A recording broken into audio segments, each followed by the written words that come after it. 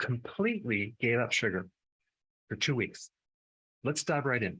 The first thing you would notice is the shape of your face would change. It would go from being more roundish or puffy to a thinner face, like even with my face. You can see this before and after. My face actually was roundish and now it's not. So you'll see it in your face and you'll definitely see it in your midsection.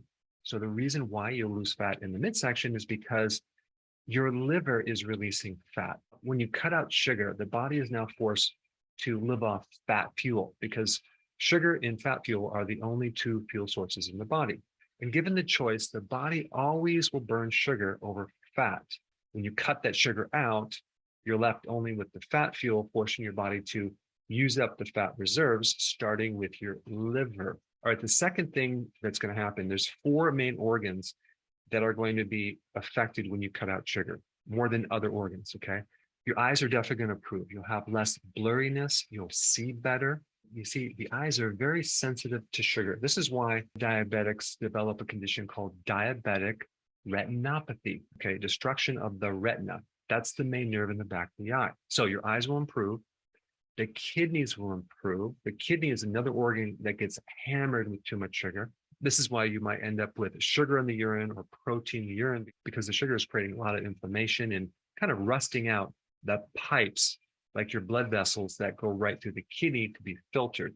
And this is what is called diabetic nephropathy. Neph meaning nephron, which is the little filtering things in your kidney. So basically you'll have better kidney function. And then we have your arteries.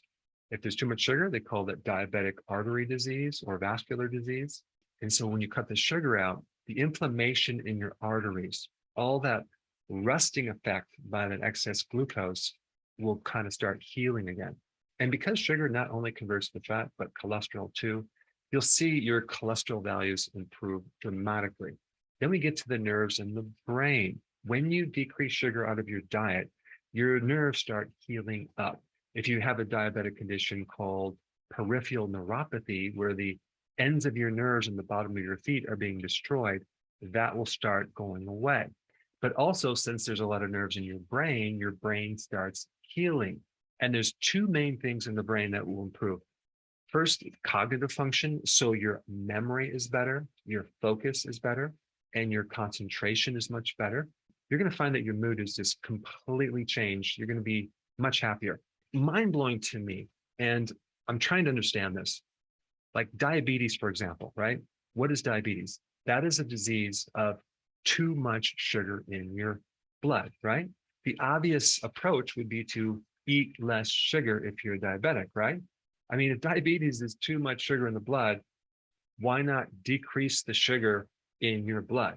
But maybe I'm missing something, because if you look this up medically, you look at what causes diabetes, they're going to say 2 things: lifestyle and genetics, okay? And with lifestyle, they say it could be obesity, it could be a lack of exercise, or, and this is a good one, urbanization, okay? I guess moving to the city will increase your risk of becoming a diabetic, but they're not mentioning too much dietary sugar. It's just wild to me. Instead, they say it's eating too much saturated fat, but that data has been completely debunked. And I will put a couple things down below you can check out. If you still had even a hint of thought that it's the saturated fat, it's not, it's the carbs. And then when you dig a little bit further regarding the poor diet, they actually tell you to maintain high levels of grains in your diet. Now, they will say whole grains, but even whole grains are like 85% carbohydrates. Maybe you can help me out. I don't know if it's just obvious to me or why other people are not getting this, but it's just so simple. You cut the sugar out if you have diabetes. All right, the next thing you're going to notice is you're going to get up a lot less during the night to pee, okay? Why is that? Because water follows sugar, okay? So if you're eating sugar and it's going through your blood, and it's getting filtered to the kidney, you're going to find that that's going to trigger more urination, especially at night. And one simple solution is just to start cutting out the sugar, and you will find you're going to get up a lot less during the night. I mean, when I was in practice, I've had people get up 10 times a night to pee. And all we did is cut the sugar out, and they slept through the entire night. Now, it does take a few weeks, but to salvage your sleep is so important. All right, the next thing that's going to improve is your energy. Well, like I said before, there's two types of fuel you can run your body on: sugar and fat. When you give up the sugar, your body is forced to burn your fat. Well, guess what? Your body has a lot more calories from fat than sugar. And I'm talking about stored sugar and stored fat. On average, even a thin person is carrying around about 100,000 calories of fat compared to like 1,700 calories of stored sugar. So if we were to give you an analogy, it would be like having this huge car battery to run on versus this little AAA battery. If you're going to run your entire body on this little AAA battery, you're going to be constantly hungry, craving, ups and down with your energy. But when you're burning fat, you no longer are susceptible to the ups and downs of this sugar, and especially the ups and downs of this energy fatigue cycle. I mean, think about this. Between the meals, right? Your body should live on fat. An average person with the standard American diet cannot even tap into the fat because there's just too much sugar in the bloodstream. So by dropping the sugar, converting your body over to fat fuel, you are going to be running on fat constantly between eating as well as your fat when you eat. And so that's going to give you a tremendous amount of steady state energy through the whole day. And your brain's going to feel a lot better.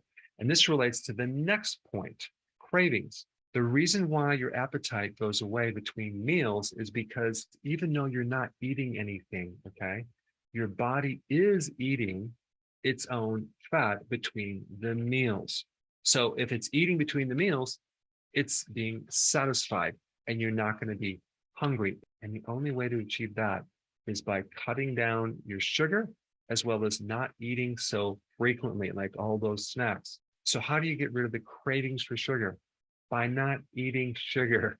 This process takes about 3 days, and it's not that hard. Anyone can do this. You just have to bite the bullet and jump right in. But you want to reduce your carbs less than 50 grams per day. And that includes the fruits, it includes honey, and a lot of the other hidden sugars as other carbs, like the bread, pasta, cereal, crackers, biscuits, waffles, things like that. I mean, an average person, at least in the US, consumes on average about 13.5 teaspoons of added sugar every single day. That comes out to 54 grams of sugar for those of you in Europe. Now, that's added sugar. What about the sugar in the other carbs, like the bread, pasta, cereal, crackers, biscuits, waffles, pancakes, muffins, alcoholic beverages like wine and beer, and the sodas and the juices, etc.? That comes out to about a half a pound of actual sugar every single day. That's 275 grams of sugar. That's 68.75 teaspoons of sugar. So this added sugar thing is just the tip of the iceberg. It's all these other carbs that turn into sugar that is making a huge problem for your body. So this is why when you make this change and you start switching to fat burning, you start feeling so good. I mean, just the improvements in your mood and cognitive improvements is just going to be amazing. You're just going to feel really good. Not to mention look a lot better with your clothes fitting better, your face not so round, and not craving sugar. That's going to be huge. Now, when you cut out sugar, your inflammation, pain, and stiffness is going to also improve. Your arteries are going to be less stiff, which means your blood pressure is going to come down tremendously. So the need for medication becomes a lot less. And since anti-inflammatory medications are so popular nowadays, you'll be able to hopefully come off that medication as well, because your inflammation is going to come down. And I'm talking about inflammation in the inside of your tissues, inside the arteries, inside your eyes, inside your kidneys, inside the nervous system, like the stuff that you can't really see, that will improve. You see, the inflammation deep inside the arteries are actually making the artery walls thicker, okay? The thicker the walls, the less space you have for blood to travel, and the more susceptible you are to getting things like clogged arteries. So what you're doing when you're giving up sugar is you're allowing more blood flow to get to the tissues. All right, so number 7 And this is the obvious one. You're going to lose more weight, but not actually just weight, actual fat, which would be a really new concept for many people. Now, you will lose a lot of water weight initially because, like I said before, wherever there's glucose, I'm talking about stored glucose as glycogen, you're going to also store 3 times the amount of water. So stored sugar is basically a fluid-filled sponge, and you'll lose at least 13 pounds in the first 1 to 2 weeks just by cutting out the sugar. And that's important, but the bigger thing is you actually get to tap into your actual fat and start losing weight. And think about all the other benefits of just losing weight and being able to do something that's effective. If you try to do a diet with too many carbs, boy, you're just going uphill, not to mention trying to lose weight with all the cravings and the hunger. It's going to be torture and impossible to do it any period of time. I mean, I think for some people, they may not know this, but carbs convert to fat and cholesterol, okay? Most of the fat in your liver has came from carbohydrates. And I'm not talking about salad carbohydrates. I'm talking about the grains, the breads, the pasta, the starch, potatoes, etc. All right, the next benefit is your skin. Your acne is going to improve.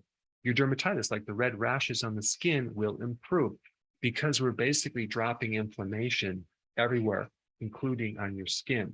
In fact, that's one of the things that changes the shape of your face because there's less inflammation and puffiness around your eyes, around your cheeks. And many people are not connecting the dots that that puffy face is excessive carbohydrates. And the last benefit, and I really want to explain this, okay? And I saved this for the last. You are going to improve something at the heart of most health problems that people have, and that is insulin resistance. Let me explain what insulin resistance is. First of all, you have to realize that insulin is a hormone triggered by sugar, okay, and carbs. And so they both kind of go hand in hand. When you increase insulin, it's because of the carbohydrates. So when your body develops a resistance to anything, it's rejecting that thing, okay? Now you can also have glucose intolerance, which is a form of resistance, right? So this is all about receptors in your body, okay, when receiving certain things. So when you consume a lot of sugar over time, your body is resisting that, and the sugar does not connect anymore because the body is putting up a barrier. It's becoming very intolerant. Same thing with insulin, right? If there's too much insulin, that's very, very toxic and dangerous in the body, so your body develops a resistance against it. Now, to solve this problem, our body just basically makes more insulin to penetrate this resistance, this barrier. So we have a situation where we have a lot of insulin being produced in the body, thus all the extra side effects that I just mentioned, because a lot of those are not just high glucose, they're high insulin as well, but also at the cell level, we have this deficiency of insulin situation, which also creates other problems. But eventually what happens is the pancreas that's pumping out all this insulin gets so tired, it can't compensate for this barrier or this resistance. So then it gets tired and it stops producing as much insulin. And this is when you get pre-diabetes and diabetes no longer compensating for the situation. And so we don't have enough insulin to push the blood sugar down. So when you have insulin resistance, you basically have a slow metabolism situation. You're going to have this set point, this certain weight that you just cannot get past. Let's say it's 160 pounds. You can diet, you can exercise, your body will not let you get below that certain weight. And this insulin is needed for other things like the absorption of potassium, the absorption of magnesium, the absorption of vitamin B1, the absorption of calcium, and many other nutrients, like even vitamin D. So by cutting out sugar, you improve insulin resistance and you increase your absorption of all these nutrients, including amino acids, to build proteins. So if you had atrophy before that looks like cellulite on your legs or your butt, all of a sudden that starts improving. You get more muscle and you get a better body shape. Getting rid of this insulin resistance problem helps fatty liver. It helps decrease your risk for heart disease, a stroke, and even cancer. So before you add more time to think about if you should do this, I think you should start immediately. And I put up this very helpful video to show you exactly where to start. Check it out. It's right here.